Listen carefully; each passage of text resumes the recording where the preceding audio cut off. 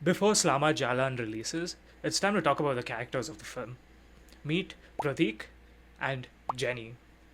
While working on this film, both Kesha and I really thought that this was a great opportunity to bring in our culture.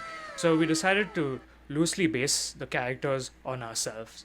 It's not very often you see an Indian character and an Indonesian character in the same animated film.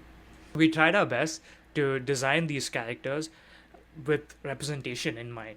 So the way we approached this was starting with figuring out both the characters' personalities and how we could juxtapose them visually.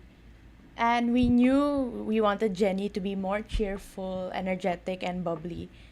And in contrast to that, for Pratik, he would be more stoic, rigid, and awkward in appearance. When it came to designing Prateek's character, in the design process, I made sure to collect as many images of South Asian men out there. And in fact, I ended up using mostly pictures of myself and then a couple of other actors who shared similar skin tones. I didn't just want to take a Caucasian character and just make them dark skinned. I wanted to make sure that I get the features that make a South Asian character a South Asian character. So I focused on stuff like facial features, facial proportions, even the hair silhouette.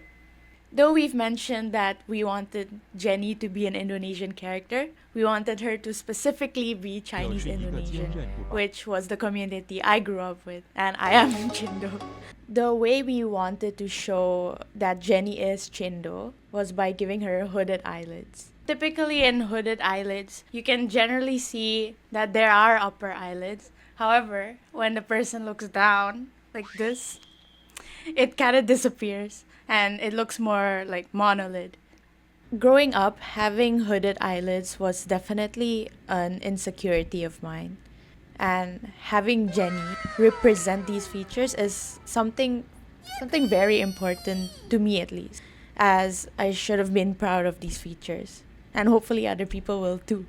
When designing these hooded eyelids, we really had to nail it because if done wrong, it can look very stereotypical and we don't want them to look like this.